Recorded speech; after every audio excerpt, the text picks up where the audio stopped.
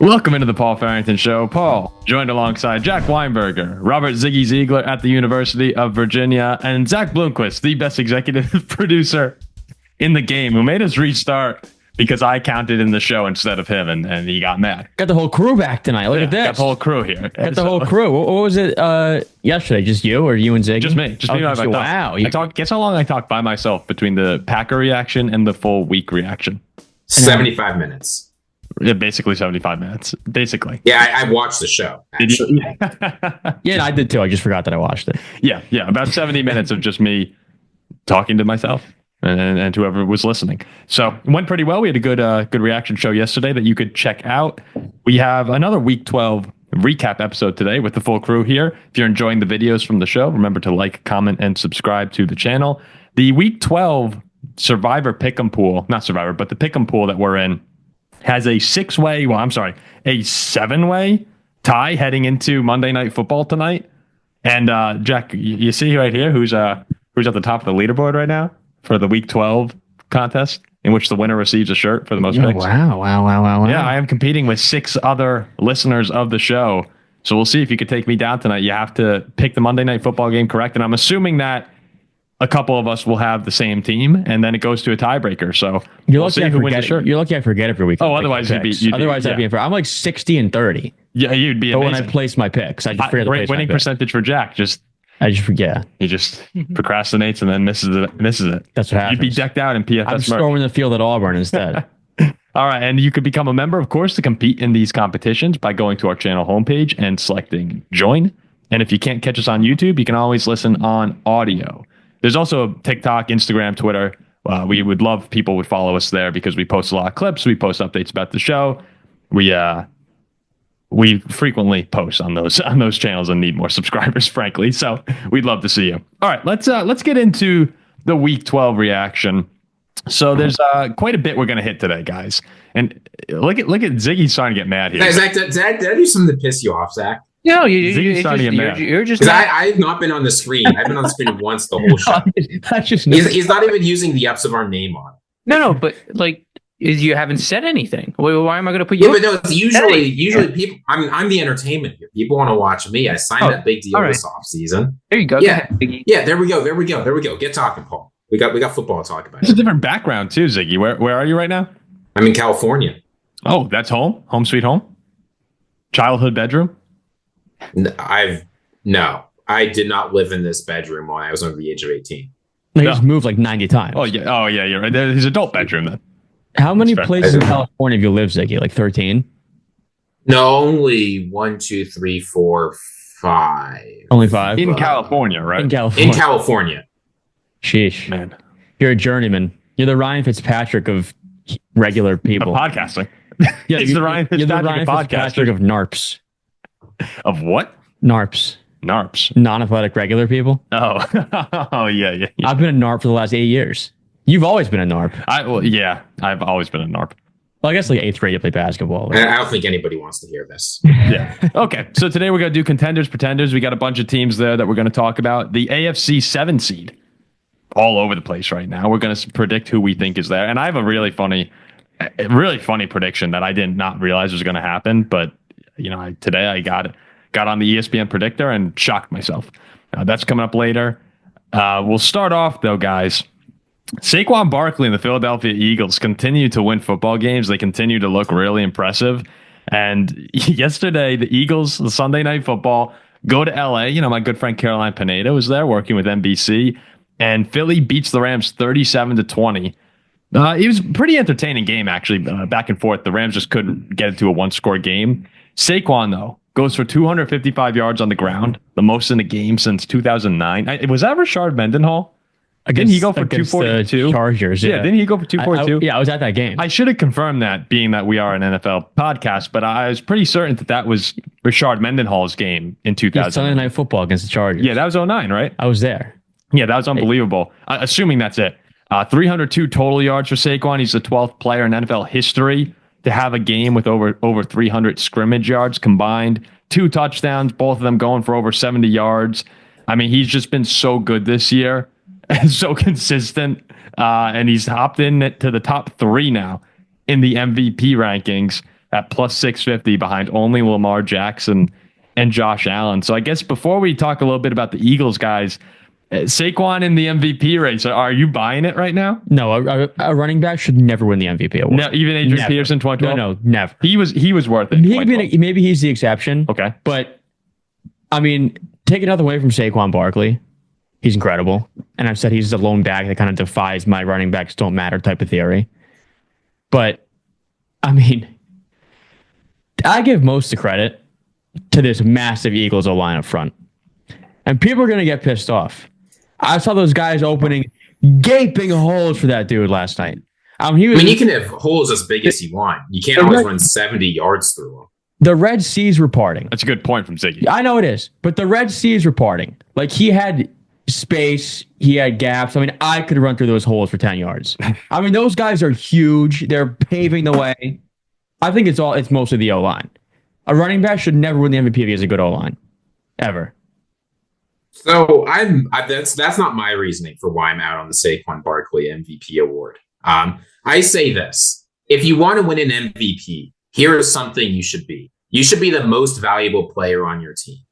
Well, if you can't be the most valuable player on your team, you should be the most valuable player on your team on your side of the ball. Okay, well, maybe you can't do that because there's Jalen Hurts. So Saquon Barkley should be the most valuable offensive non-quarterback on the Eagles. But that's not him either. That's A.J. Brown. We saw what this offense was with and without A.J. Brown. We've seen how much of a difference he makes. If anybody should be in the MVP conversations from this team, it's A.J. Brown. But of course, that doesn't make sense because he missed some games. He's been out.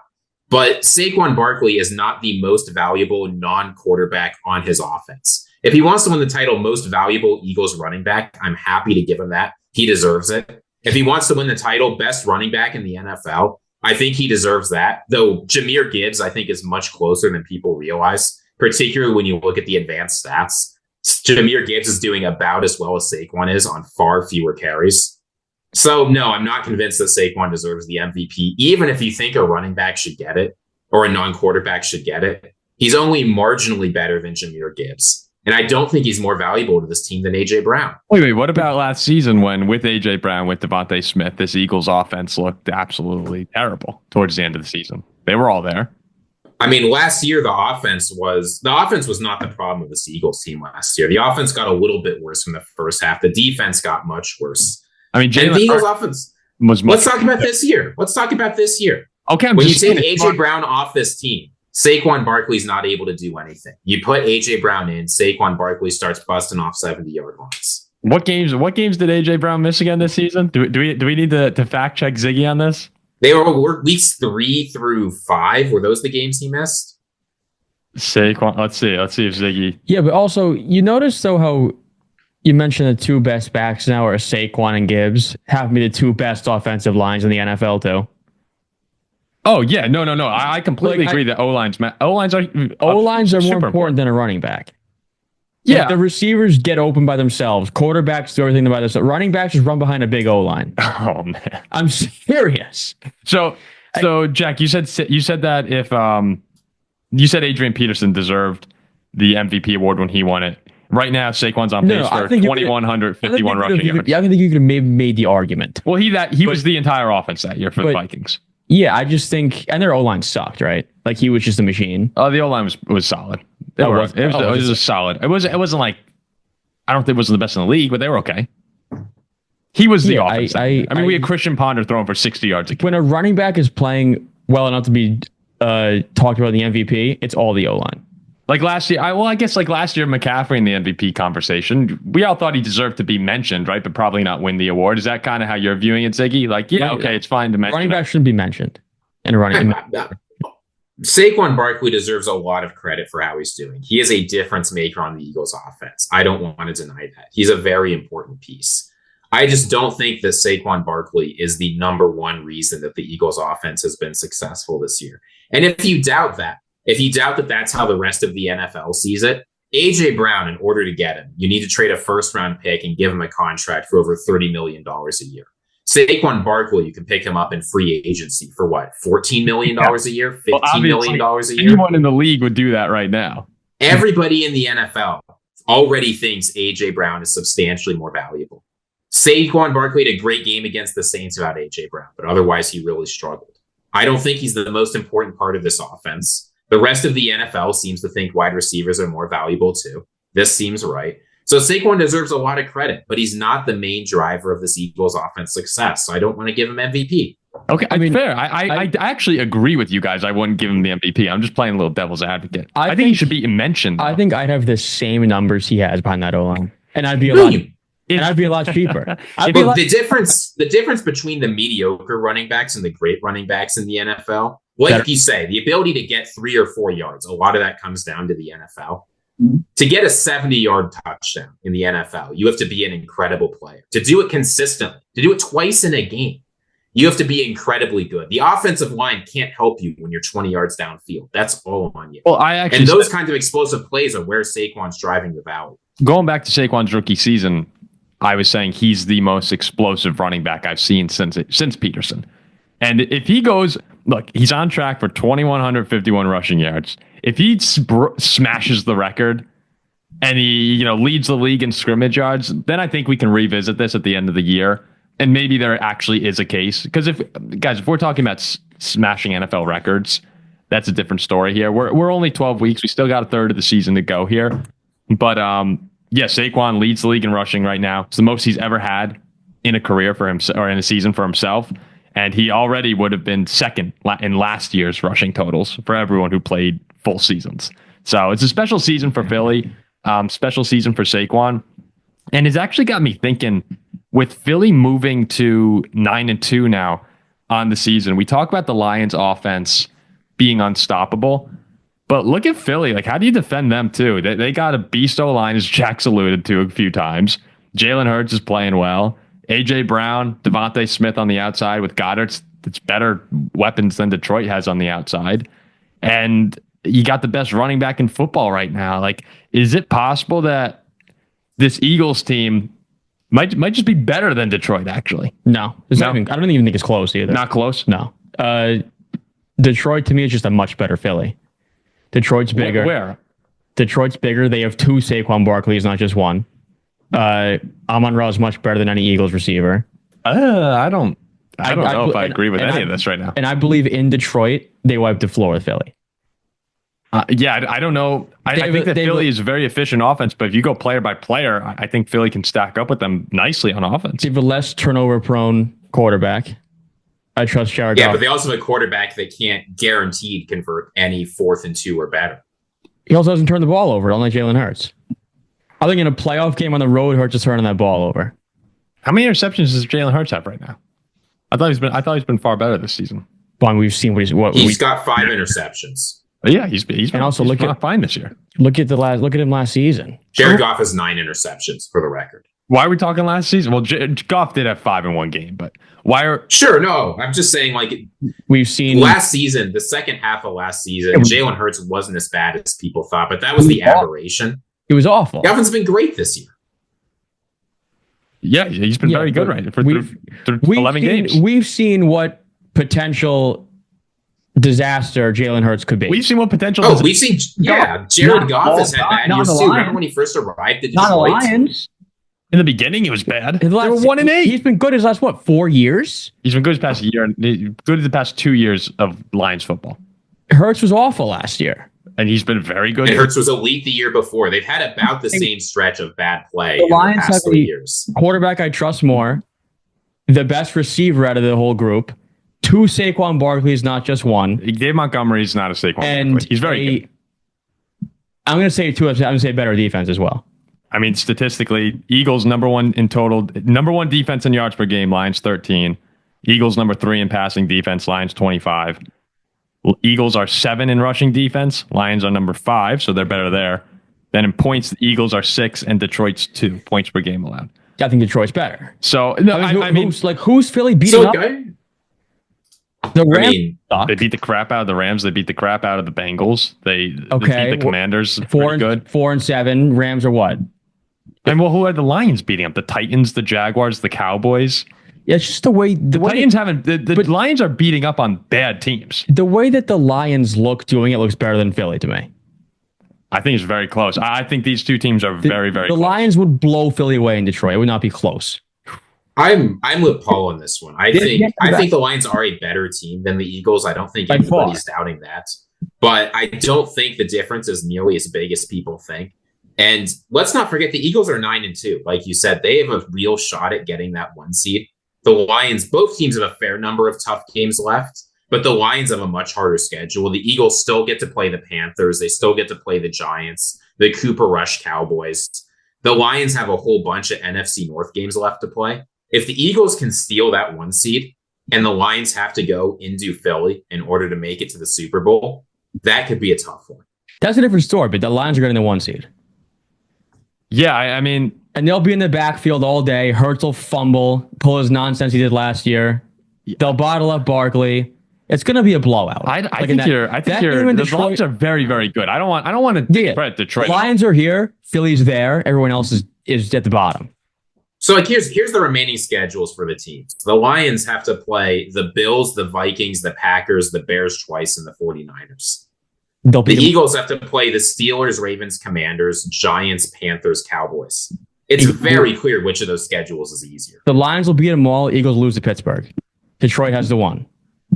Man, I understand. You're telling me going to Detroit, that game would be double digit. I would rather go to Detroit than go to Philly in the playoffs. I don't want to go to Philly. I'm saying if Philly goes to Detroit, it's a double digit win for Detroit. I think it's a great game. I think they both match up really nicely. I think they're kind of similar teams. Hurts 2+ turnovers. I think it would be a bloodbath. We're pretending like Goff didn't throw 5 picks 3 weeks ago. They have 2, and they won. They won. They're great. Have 2 Saquons. They have 2 Saquons. Well, that's wrong. You just can't say David Montgomery's just go to Saquon Barkley. If that's true, then the Eagles have 2 Saquons because they have Jalen Hurts. The Lions line, but the Lions line is also better than the Eagles line. They're just a better Eagles. Yeah. They're a better Philadelphia Eagles. That's what Detroit is. You know what's kind of crazy about Philadelphia is the starts they've had. I was thinking back, Philly always seems to be up there through early November or to mid-November with just these great records. Past 3 years, they've been 13-1, 10-1, and 9-2 to start the year. I mean, that is crazy. That's what I'm saying. Yeah. That's also what I'm saying. Remember the last half of last year, this is where Hurts starts to stumble. Let's remember the other 2 years, including when they went to the Super Bowl. They didn't run into this Lions team. This Lions team's the best team ever. Well, that's what a lot of people are saying, and I'm not sure. Like that's actually a question I wanted to talk about. Goff's been legit now for 3 solid years. He's been legit for 2 years, 2 years of football. No, it's been more than that. At the end of 2022, it's all of 2023, and all they were 1-8 or 1-6. That was his first year. That was his. He's been good for 3 years. Yeah, very good for regardless, he's been he was bad the first. I mean, they were 1-6 or 1-7, 1-8, whatever it was, and then they ripped off 8 straight. And he was the best ever. I mean, he's been amazing. He's very good. I don't think Jared Goff is the MVP. We're not sitting here calling Jared Goff the best quarterback ever. We're not. I think he's better than Hurts. I think that's you. I think you can make that argument. He's better than Hurts. The Lions' run game's better than Philly. The Amon-Ra's better than to me. It's I don't know. You can say Philly's better than Detroit. But people are talking about the Lions like they are the best team ever. They are, and I'm all for the Detroit getting their praise. Yeah, after being so bad for so long, and they're having a great season. I think they're the best team in the National Football League. But when you really get into the question of okay, are they one of the best teams ever? Right now, through their 11 games. They are. And you look back, okay, who's the best team of the 2000s? The 07 Patriots. And who's been the best team since the 07 Patriots? We were talking about that briefly today in our chat. Ziggy, I kind of want to talk about this on the show. And Ziggy, didn't you just say, what? Are you kidding me? And then... Well, I was thinking regular season, the 2019 Ravens. I know that they had disappointment in the playoffs, but we can't count the playoffs because the Lions haven't been there either. I was checking out point differential because I think if you want to measure how good a team is, point differential is the best way to go. Since 2000, the best point differential was that Patriots team. So it sort of matches up there. The Lions on a per game basis, right? You take their point differential, you divide it by the number of games. They're on track to be number 3 since 2000. The only 2 teams ahead of them, that 2019 Ravens team and the Patriots that year. So the Lions are definitely on track to be one of the most dominant teams. Though I do wonder, a lot of that point differential is being buoyed by that Titans, Jaguars, and Colts games. I'm not saying that's bad. The Cowboys games too. They won those games fair and square. They earn it. I'm not sure they're going to continue that pace with the really tough schedule they have left. But if they can, right? If Buffalo comes in and they beat them by 20, if they beat the Bears by 30, if they blow out the Packers, the 49ers, and the Vikings, which is not impossible. I don't think it's super likely they do that, but I can see them winning any of those games by double digits. They do have potential to go down as one of the most dominant regular season teams ever. Will they? There's still a lot of football left to be played, but it's possible. It's talking about point differential, Ziggy. I was looking at the top 25 teams for average margin of victory in the NFL. And on that list, there are only 3 of them since the year 2000. And it's, as you said, the 2019 Ravens are third. Then the Lions right now would be second. And the 07 Patriots would be first, according to the 2000s teams. It's crazy. That 07 Patriots team was fourth all time. And like the company you have on this list, it's like the 1941 Bears, the 1942 Bears, the 1920 Buffalo All-Americans. So we are talking about a special season in Detroit. And you're right, there are a couple crazy outlier games that have jumped up that margin of victory. But they've earned those. No, they have. And 6-0 on the road. They've won 6 straight on the road. Their point differentials plus 78 in those games. Like everything they do has been very dominant. So if someone says, hey, the Lions are the most dominant team since the 07 Patriots, I think the initial reaction for most people is to go like, yeah, it's probably not. Like really, nah, there's so many teams. But then as you dive into it, it's like, they might end up being the most. I mean, I've been saying for weeks, I think they're truly unbeatable. I don't think they're unbeatable. I don't think that no, if that 2007 Patriots team is beatable, anyone's beatable. They're a good team. They're very good. That 07 Pass team was nearly unbeatable. I'm honestly going to say they were unbeatable. But you know what, too? I was looking at the teams, like the best teams record-wise since 2000. You got the 07 Patriots, the 15-1 Packers and Panthers from 2011 and 15. Then right now you have the Chiefs and the Lions this season at 10-1. Of all those teams, the Lions are allowing the least points per game. They're third, or what are they? They're third in points per game behind just the 07 Patriots and the Packers of those teams.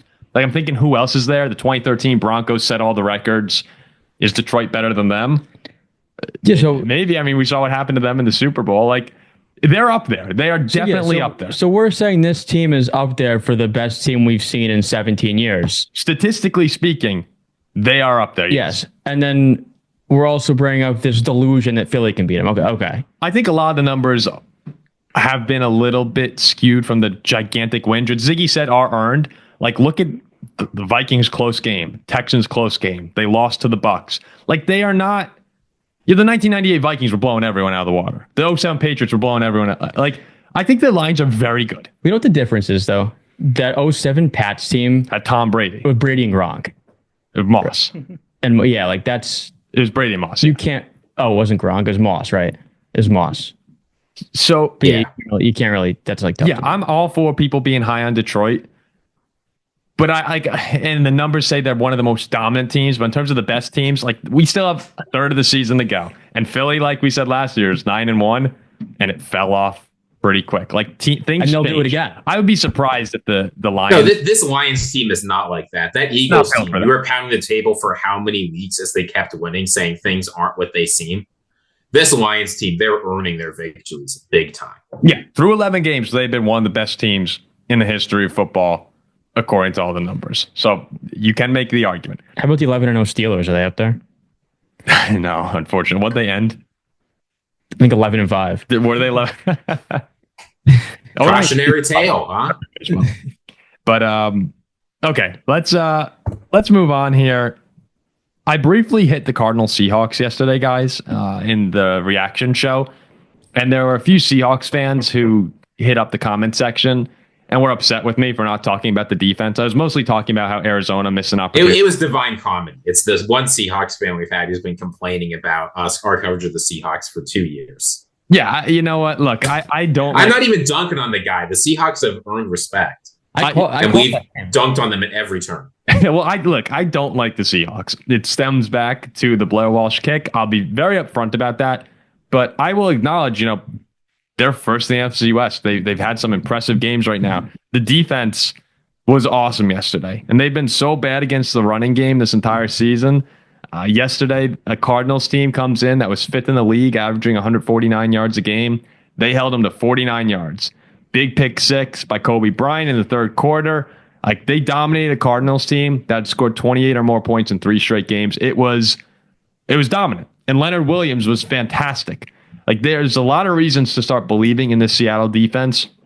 And Mike McDonald's done a really nice job as the year's gone on in improving that unit. So I'm giving you your flowers right now. It's been awesome. And I believe they can we get a round of applause for the Seahawks? Sure. There you go, for the Seahawks. I think they can get to the playoffs. Like, the whole thing I've said this entire time is they're exactly who I think they are, that they'll get to the playoffs and probably lose in the first round.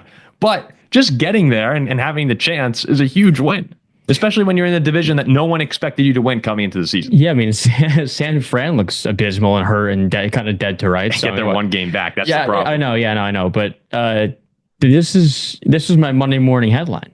Was we all picked Seattle. Was sunny in Seattle. Arizona. I was wrong. Oh yeah, sorry. Well, me and Jack were. I was very confident Seattle would win. It was sunny in Seattle, or Seattle sun. I met someone.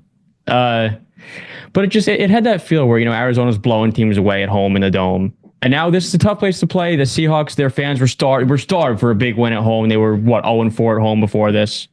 Kobe Bryant, Cincinnati Bearcat. Saw him play in person. Saw him play. That's right. Yeah. That's right. I bet on him to win a championship. It was a game I thought it would be. The Cardinals slow down a bit on the road. One of the better atmospheres in the league. Seahawks were up for it, and sitting there in first place. Ziggy, can you guess who I'm about to shout out on the Seattle defense? Go for it. Derek Hall. They traded Jerome Baker and a 4th-round draft pick for Ernest Jones IV a couple weeks ago. And since then, he has led Seattle in tackles every game he's been there. Week 8, James Cook ran for 111 yards on him. The Bills defense the Bills offense rushed all over him. Since then, we haven't had a running back go for more than 79 yards against the Seahawks. So he called that as a big transaction at the time. I don't know why the Rams let him go in the first place. Yeah, he's been a massive addition to the Seattle defense. He's helped resurrect that run defense. As far as the defense goes in Seattle, you got to give him credit. The concerns I have come mostly on the offensive side of the ball with Geno Smith and whether or not in a big situation you trust him. He leads the league in interceptions right now. He had another big one yesterday. Like, they were still in a comfortable spot, but had the chance to put the game away against Arizona. Like, do you trust Geno in a big spot is the question. Well, that's why Seattle's ceiling is capped. Like, I don't see him doing anything. Can they win the division? Sure. Can they make the playoffs? Sure. I don't know if I see him winning a game. Maybe if they get the 4 seed and host a team like the Vikings, like Minnesota, they could. Well, I think anyone can beat the Vikings on any given day. Like picturing this Seattle team going on the road in the playoffs to like Philly or Detroit. I don't think they would. My guess is that they will either win it. They're only getting there's going to be no wild card team out of the NFC West. Right? If they win the division, they're a 4 seed. Beat a team at home, then they go to Philly or Detroit. I mean, I guess, Ziggy, there's a world they could.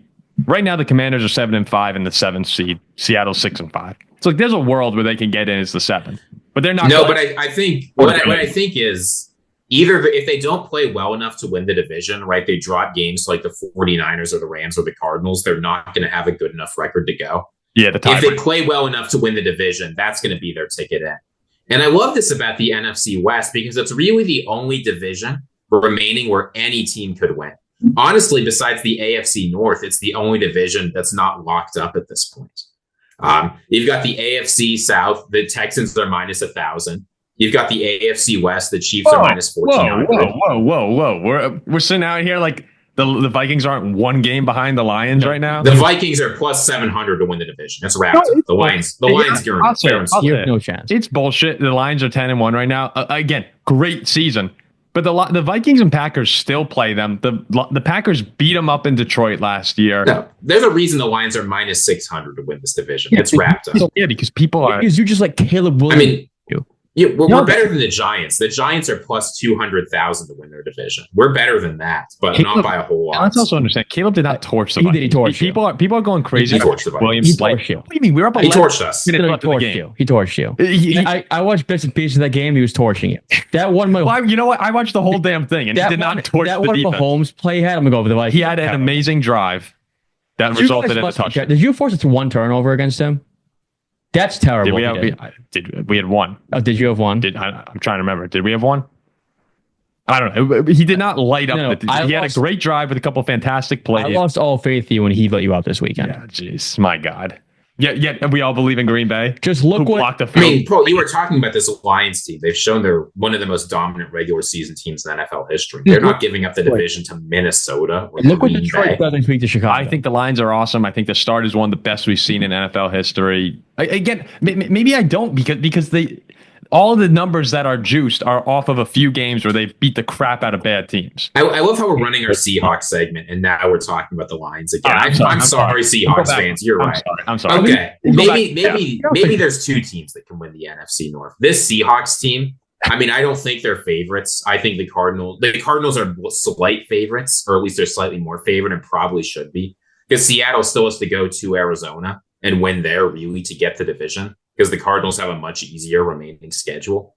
But the Seahawks are in it. And given where they started, everybody, including myself, counted them out and said they had no chance of winning this division. I thought the Cardinals had a chance. I thought the 49ers did, and maybe the Rams. They deserve a lot of credit for where they're at and for not giving up on the season. Ziggy, make your best Seahawk sound. You know what? Oh, that's pretty good. You know what I'll tell you? That was actually very impressive. That was actually very good. Here's where I'll come down on Seattle.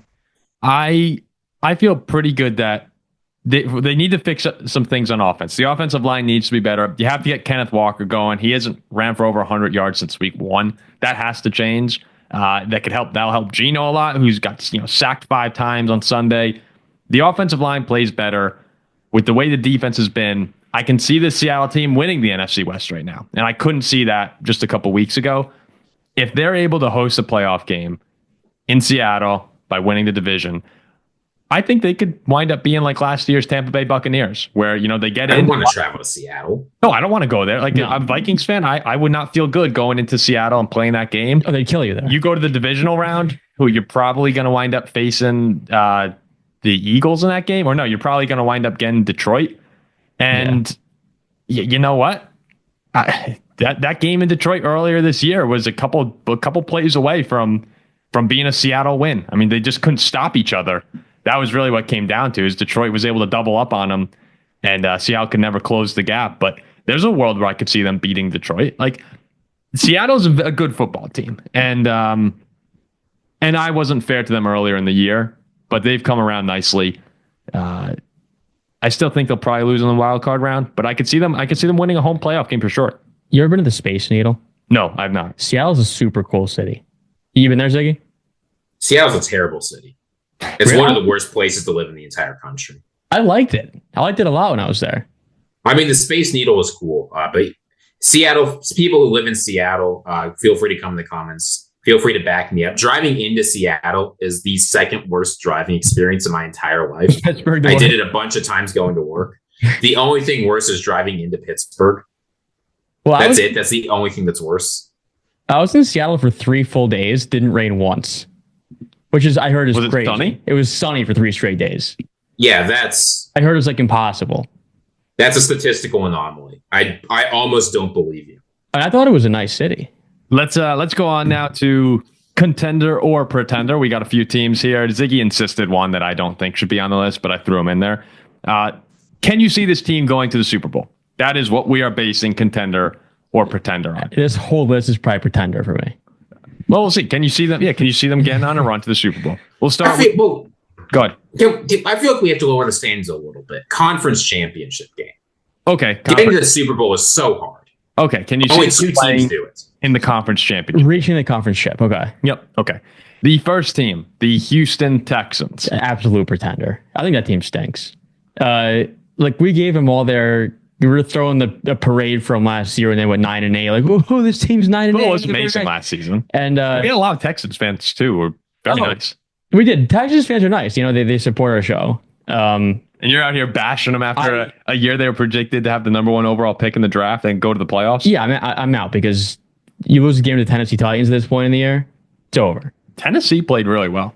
They did, but what are they? 6-5 now? The Texans? Oh, they are 7-5. 7-5. Yeah, I mean, talk about AFC chip. No way. You think they're getting past Buffalo or Kansas City or Baltimore? And absolutely not. Ziggy, look at last year. They Baltimore in the playoffs. It was like 30. What's the difference? I think this Texas team is 1 year away from being really good.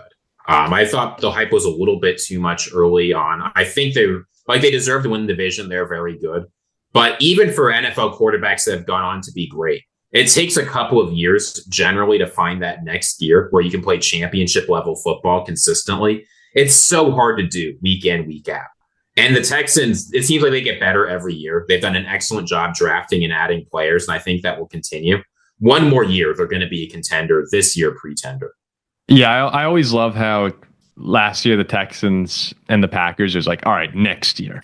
And I think that the Packers, we'll get to them in a second, but the Texans might have been a little too soon to say legitimate contender. But I think you're right. Yeah, next year they should with Nico. I mean, man, Nico's been so good. Like they have such a young core, and only year 2 at D'Amico Ryans. But I mentioned this before. Even if you look at their wins this year, Colts, Bears, Jaguars, Patriots, Colts, Cowboys, and then the Bills one was nice. But they lost, Vikings, Packers, Lions, all the NFC North teams, like the good teams they played outside of Buffalo, they have lost to. This one was tough though against Tennessee. I mean, Fairbairn missing a 28-yard kick. Stroud did not. He had a couple of really costly interceptions that Tennessee was able to convert into 2 field goals. That wound up being the difference in this game here. So I think that I'm going to go pretender as well. They'll host a playoff game, and hosting a playoff game against whether it's the Chargers, Ravens, Steelers, and then we'll see on the 7th seed, whoever it winds up being.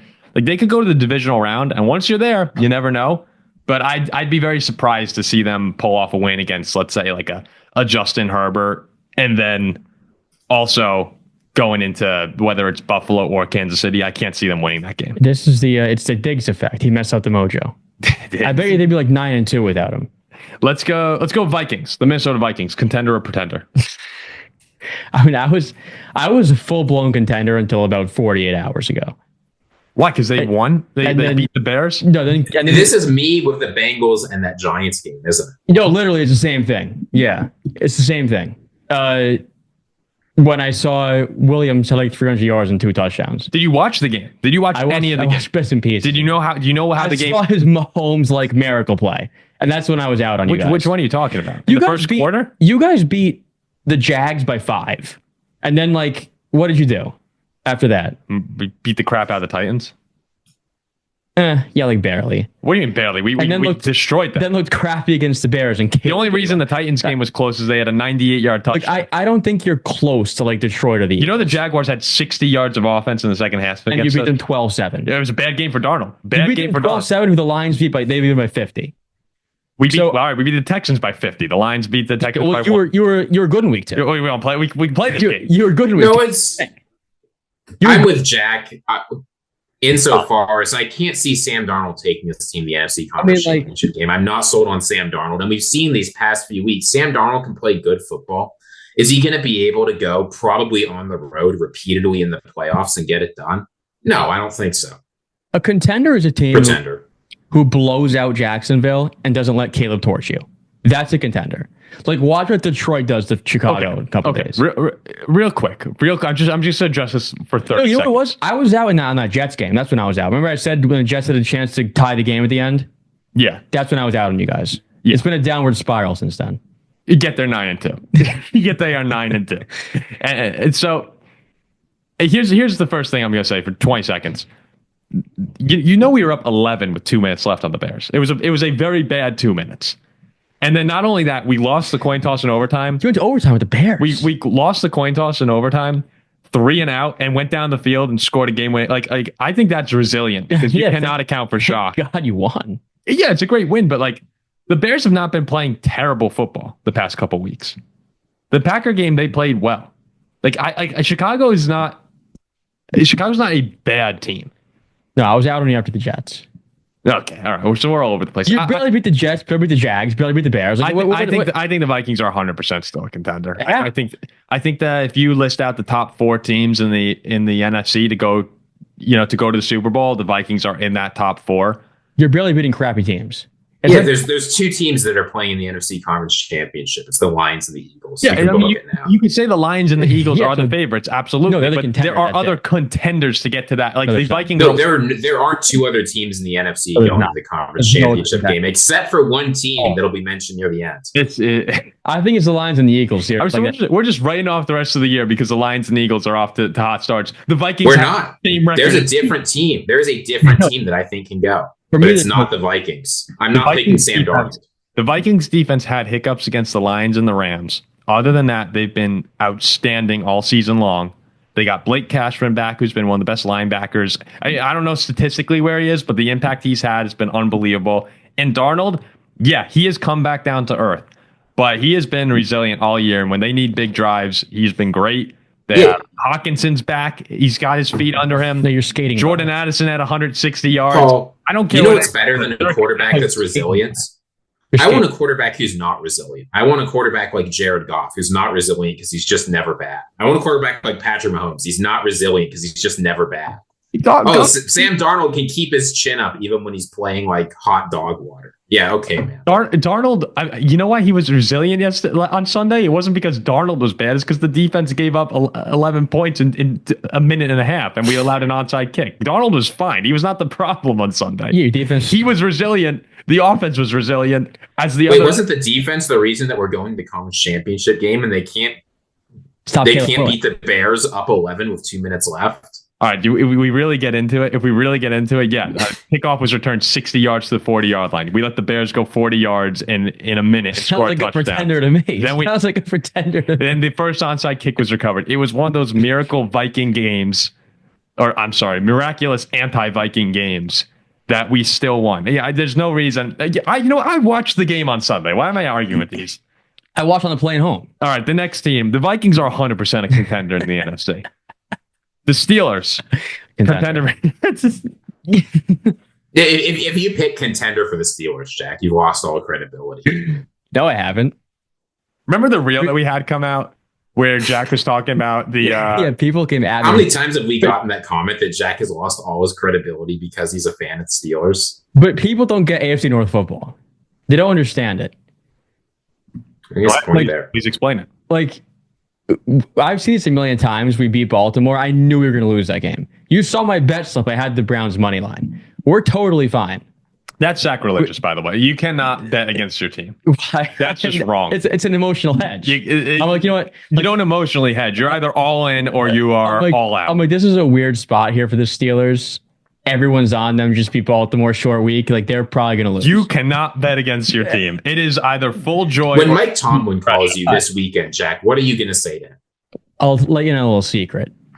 That bet that I sent was a hedge bet because I had the Steelers money line on the parlay. I don't know if I believe it. I'll show you my bet slip.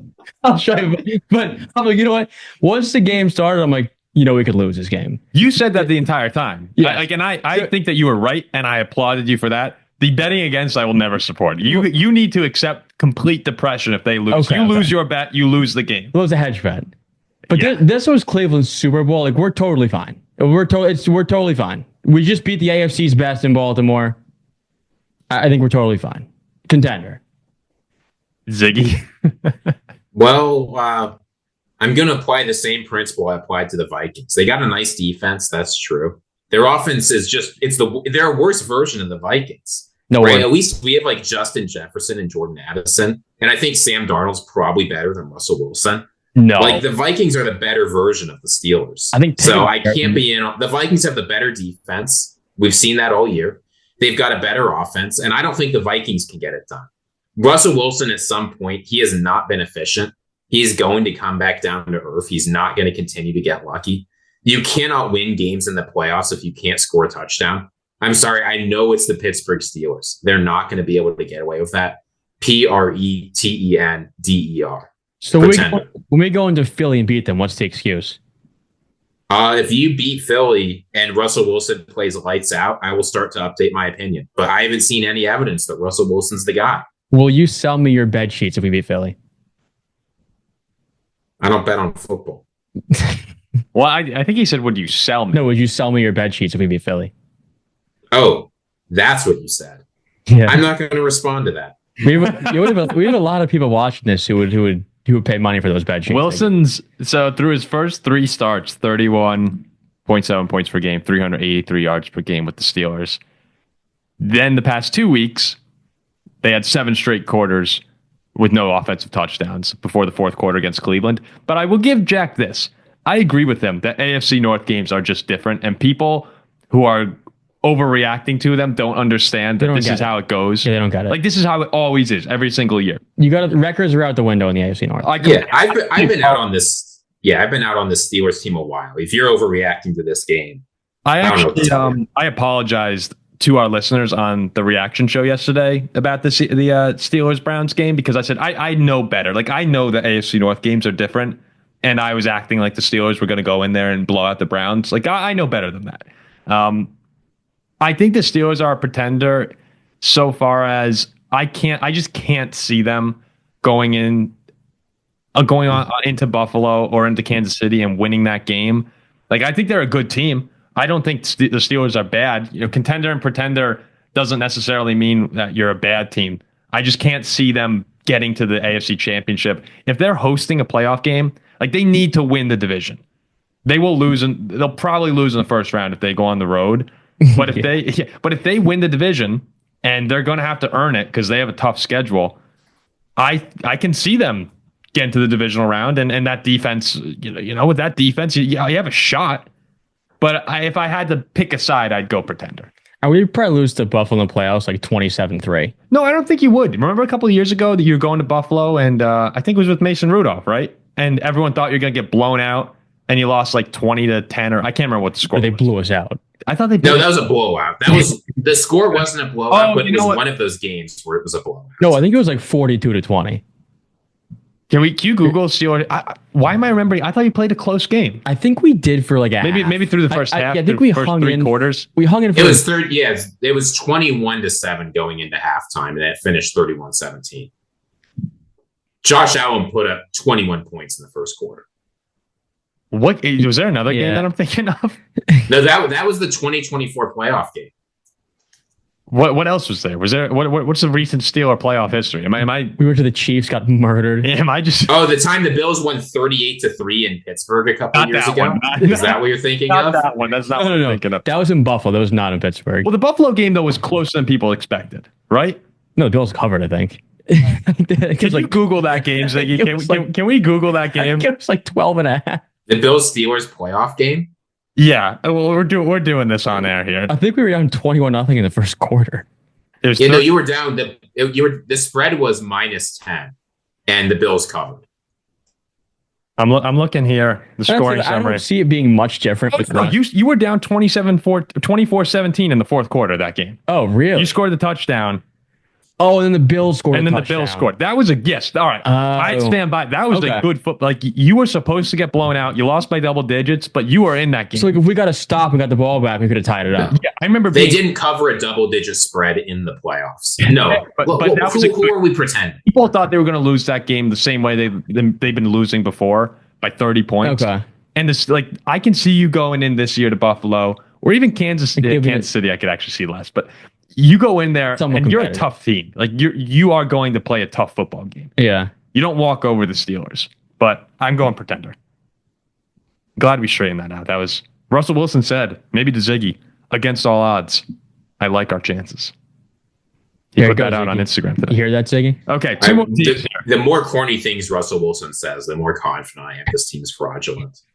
2 more teams here.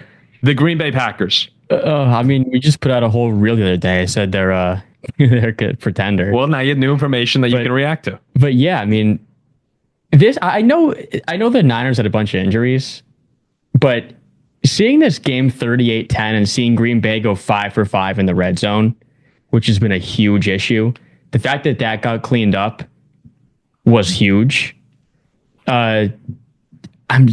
People are going to hate this, so I'm still going to say pretender. Really? Yeah, I'm still going to say pretender. So who's contending in the NFC? Is it literally just the Lions and the Eagles? I don't see teams. No one else can contend for the championship in your eyes. I don't believe so. Who are the next two biggest threats to getting to the NFC Championship game? Here's the thing. Green Bay, let's say they don't win the division, right? They get a 5. Can't you see them losing in Seattle? I think they beat Seattle. That's a tough game, though. Oh, I can see them losing, but I think they beat Seattle or Atlanta on the road. Detroit and Philly will each play 2 games at home, and then championship. I just don't see anybody. One game, yeah, 1 or 2 at home, and then championship. I mean, that's the sole reason Green Bay is a pretender. No, if Jordan Love gets hot and plays the football that we know he can, and the Packers defense, they've been up and down this season, but they've shown they have the ability to generate big plays. I don't think it's particularly likely. I'm not saying they're favored going into Philadelphia or they're favored going into Detroit, but they're one of the few teams that has the tools, I think, on both offense and defense to keep up with them. Because in order to beat those teams, you need to do 2 things. You need to put up a lot of points on offense, and you need to somehow steal possessions from them. If you have the same number of possessions, if you lose the turnover battle to Philadelphia or Detroit, it's over. You're done. Those teams will play better football than you. But if you can get Xavier McKinney coming in for an interception here or there, just one of those plays, and you have an offense that can keep up, you have a chance of winning. So I'm putting the Packers in contender. I like them more than the Vikings because I think the quarterback's better.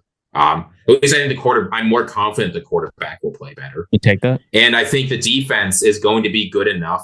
They can generate big plays. I don't think they go to the conference championship game, but they're one of only 3 or 4 teams in the NFC that I think really has a shot. Well, to answer your question before, Paul, by the way, the teams the Packers have lost to combined record of 28-5. So Green Bay's sitting there at 8-3, and the 3 teams they lost to are 28-5 combined. And one of them is the 9-2 Vikings. One of them is 9-2 Vikings at home. But to answer your question before, if I had to pick a team who the 2 teams after who could get there, Green Bay's definitely at the top. Yep. Because I think they have the talent and what their ceiling can be. I think they can, playing their best football, potentially hang with one of those 2 teams. And then I really have no idea. You know who it is. You know who it is. It's the Washington Commanders. Stop it. You know who it is. I might actually say it's the Bucs. I mean, a team was already beating the Lions. Oh, I like the Bucs. I think the Bucs are actually playing really good football. Say to the 4 seed. Baker's been great. Someone the other day was ripping on Baker. No, it's and I was like, are you kidding me? He's been awesome. It's Minnesota's probably the second team we could.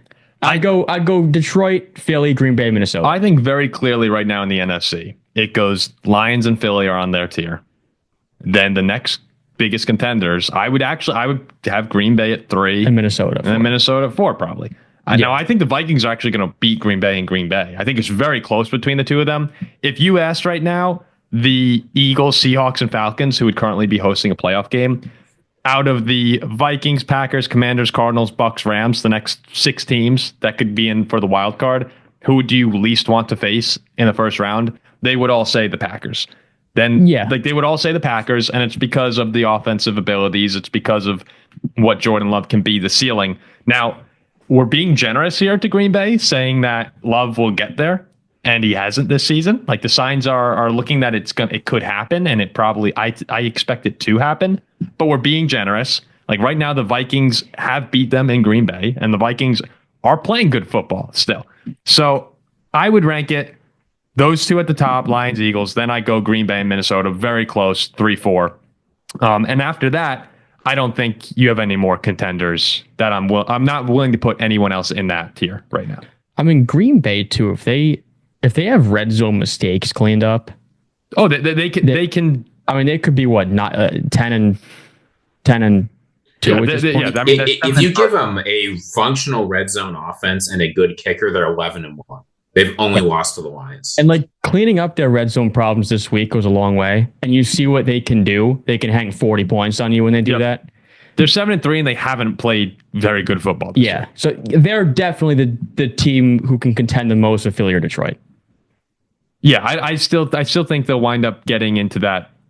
My guess right now is the Vikings will be the 5, the Packers will be the 6, but We'll see how it falls as the season goes on. Both those teams are in great spots to make the playoffs, with the Commanders at the 7th seed, who are 7-5. Ziggy wanted the Commanders in here as contender or pretender. I'm curious to see where he comes down on this.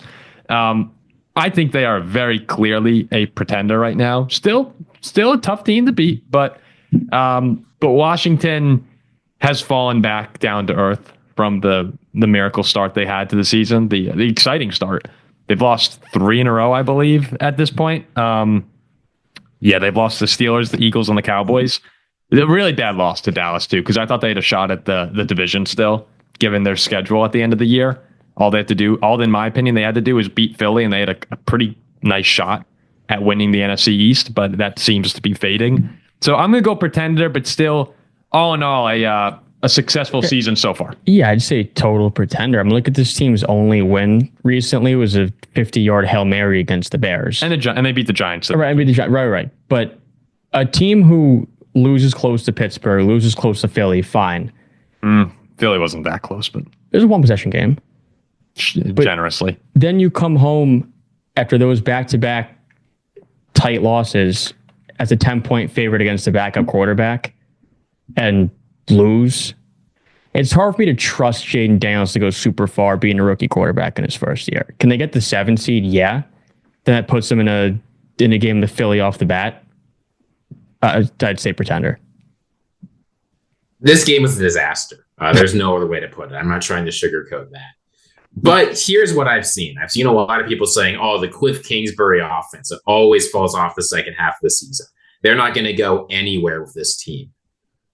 I'm not willing to put a lot of stock in the Cliff Kingsbury narrative.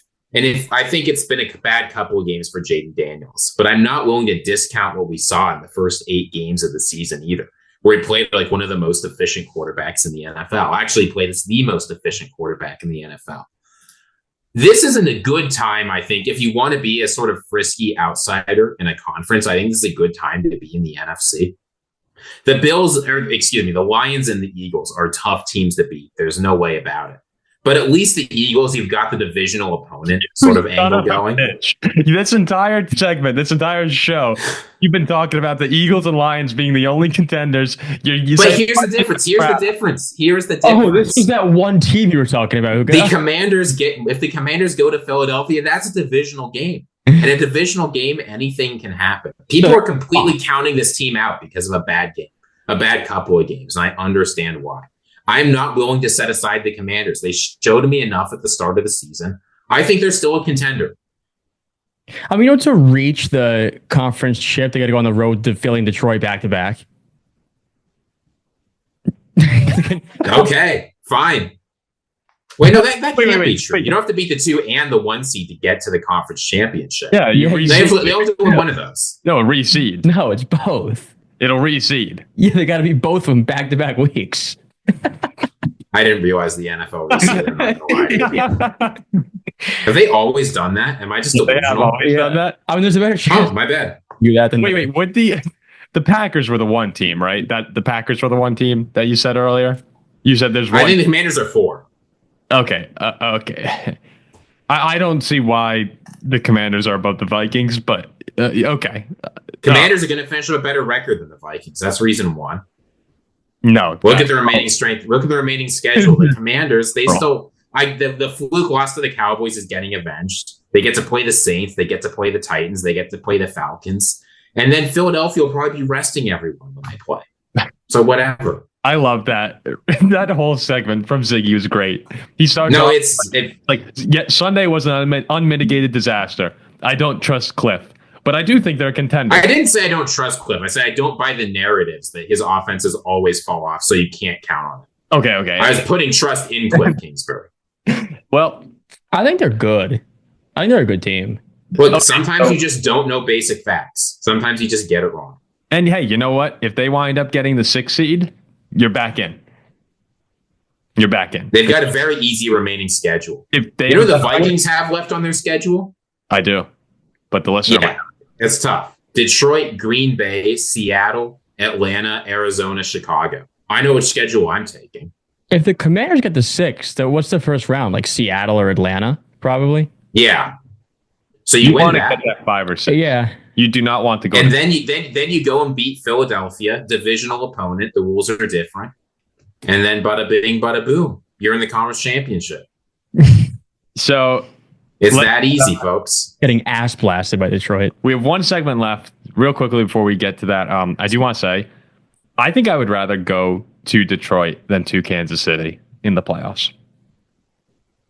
If I'm a 7th seed, we get the big upset, I'd feel more confident going into Detroit than into Kansas City. I'd agree.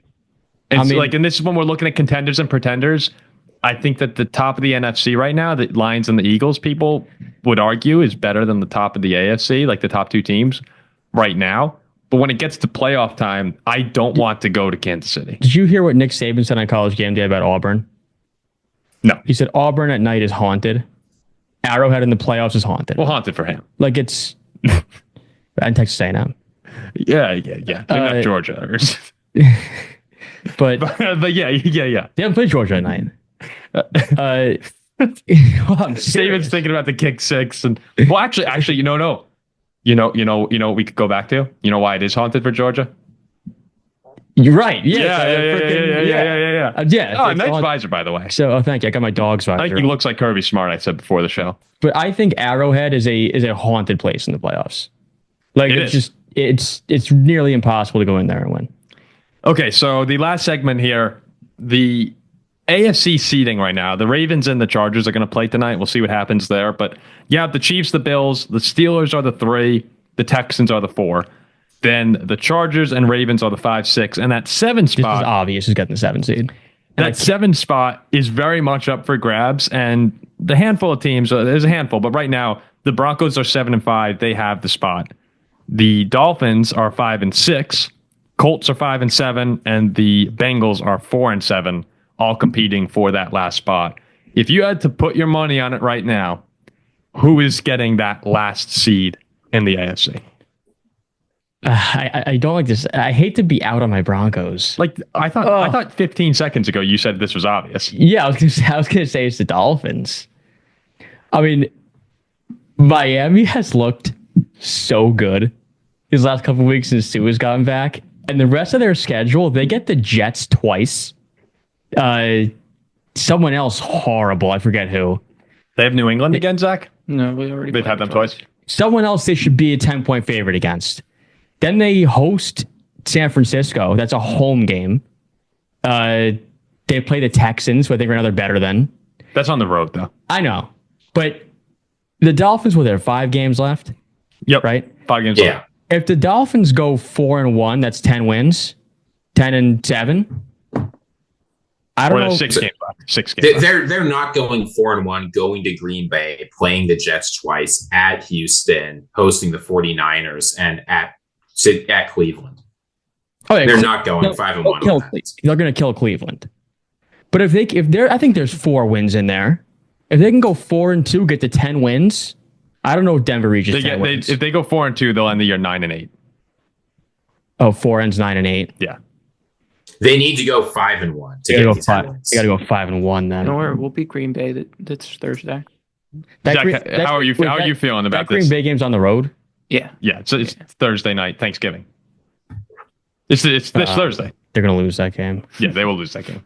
It's funny that you talk about that AFC 7 seed because the Broncos actually play just about every team that's relevant there. No, they don't play Miami, but otherwise they play the Colts, they play the Chargers, they play the Bengals.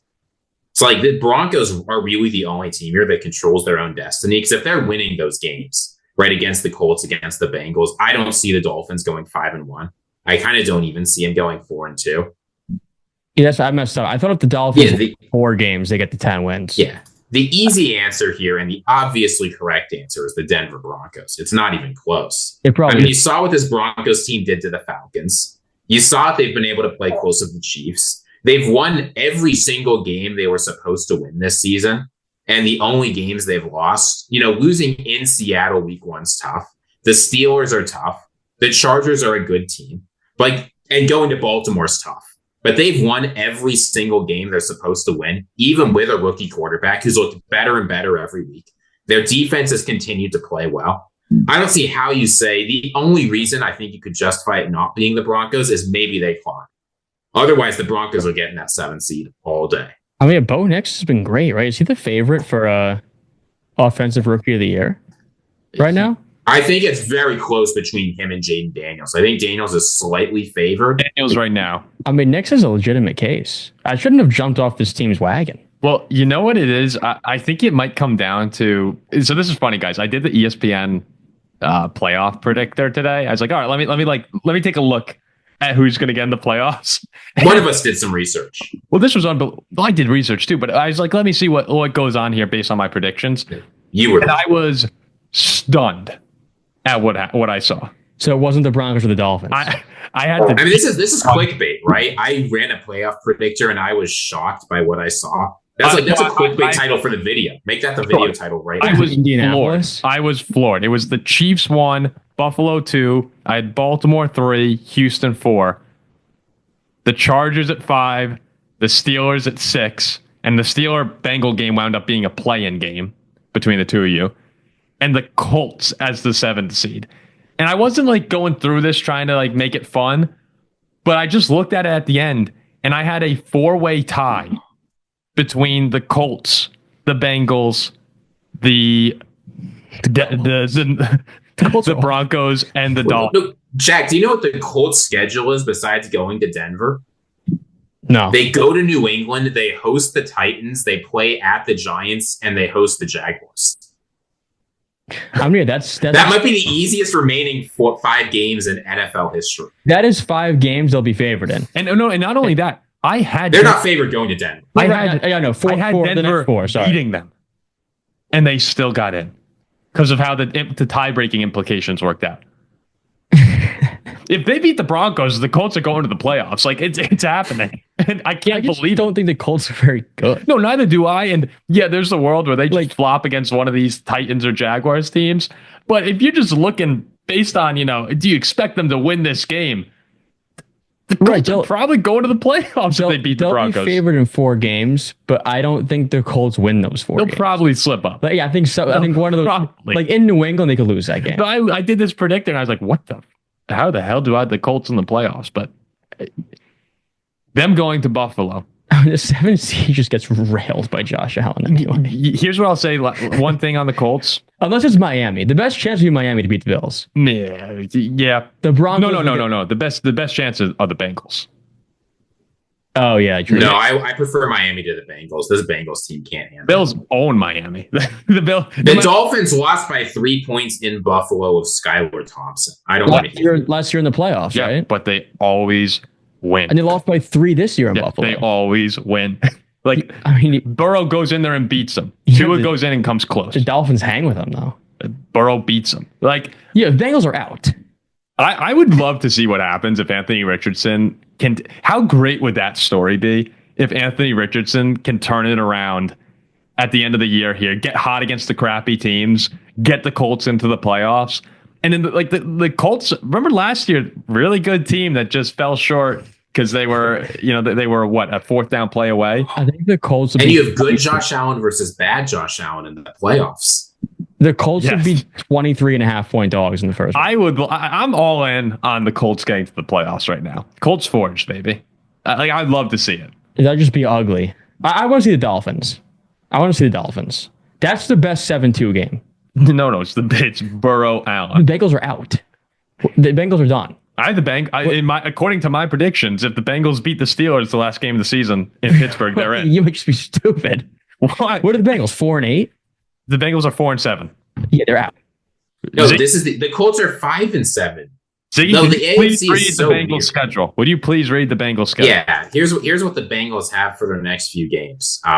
Obviously, hosting the Steelers this weekend is going to be tough, no doubt about it. I think they win. Then you go to Dallas. Win. You go to. They beat Dallas. They beat the Steelers. Yeah, they beat Dallas. They beat the Steelers. Then they go to Tennessee. Win. They host the Browns. They host the Broncos, and they go to Pittsburgh. I think they can win 5 in a row. But here's the problem. No, Paul, you don't understand AFC North football. I see 3 losses. You can't just circle these AFC North games, even if it's against the Browns, as a win. You can't do it. The first 2 are both in Cincinnati, correct? Yes. I expect them to win those games, see even if three they're losses. AFC North games. Usually the home team will win, right? Unless it's us. Yeah. We beat road teams. We beat teams on the road in the AFC North. Well, yeah, sure. But I think there's I can see the Bengals winning 5 in a row. They're not winning Guys, five. you know what? I'm telling you, watch it. They just got crushed by the Rams. You see? Oh, the Chargers. It was like 24-6. Yeah, but if Evan McPherson makes a Like- field goal, they win that game. They're not very good, the Bengals. Their defense Could it beat the Ravens twice? I think Could it beat the Chiefs? I think I think we're forgetting. Remember when the Bengals only beat the Giants by 10 in New York? That's the game when any reasonable observer knew this team was cooked after that game. modern day high school goes up and down the field on the Bengals. Up and down the field on the Bengals. Probably. Serious. The defense is horrible. I They just- locked in the second half. All right, that one got me, Jack. That one got me. All right, let's wrap it up. Serious. Too. So wait, let's finish it off here. I think we're all assuming the Chargers will get the 5. Let's say again, it'll be a play-in game in Pittsburgh, but let's say the Steelers get the 6. That 7 seed prediction right now. The Broncos. You coward. Broncos. Say the Dolphins. And I'm going Colts. I want to do one of those playoff. I think the Colts are probably the worst of all those teams. But Yeah, well, that's what the schedule revealed is when you're playing the worst teams in the NFL week in, week out, you have a chance to make the playoffs. yes. Like being in the AFC South is a cheat code. It's the only reason the Texans are in it. That might be a little much. Good. All right, we'll wrap it up here. Appreciate everyone for sticking around. We'll be back. Actually, we'll be back tomorrow with our Week 13 preview because of Thanksgiving week. So we're getting out a day early, and then at least I plan on doing a Packer Dolphin reaction as Thanksgiving comes to a close. I might just leave my family at Thanksgiving in order to talk about that game. It depends how tired. No, but it's so. But here's can I ask one thing before we go? Would love to hear. Is producer Zach? Is he awake right now? barely. Yeah. He's mostly there. Because usually when producer Zach is here, we have a pretty controlled show. Everything's under control. This has been one of our most chaotic shows this season. This show has been all over the place. Hey, it's never a bad thing though. No, but I'm surprised. Producer Zach, I feel like he was asleep at the wheel today. It's been a good chaotic show. Well, he's waking up in like 4 hours. I was dunking on the Dolphins, and he didn't say a thing. It's because the Dolphins they've been able to be dunked on this year. Love producer Zach. He deserve to be done. When producer Zach is on the show, he's like 7 feet away from the mic, little whisper into it. It's very chill. The man It gets up goes at with the 3 in the morning. The hell of a beard going on too. Yeah. All right, we're gonna get going. We'll see you guys That tomorrow no for the Week shade, no 13 preview. Yeah, look at Zach right there. Look at Zach right there. Actually, it is coming in. Like this is the thickest I've ever seen your beard. Yeah. This is all fair content. This is all fair All right, content. we'll see you later.